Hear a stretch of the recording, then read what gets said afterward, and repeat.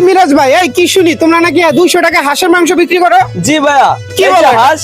হ্যাঁ জি এই যে হাঁস ভাই। সত্যি? জি ভাই।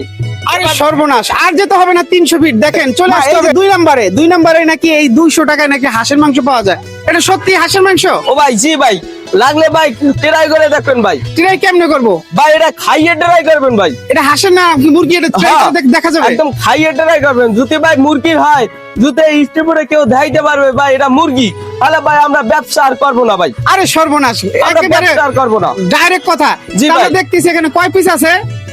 এটার সাথে আছে 4 পিস আছে ভাইয়া।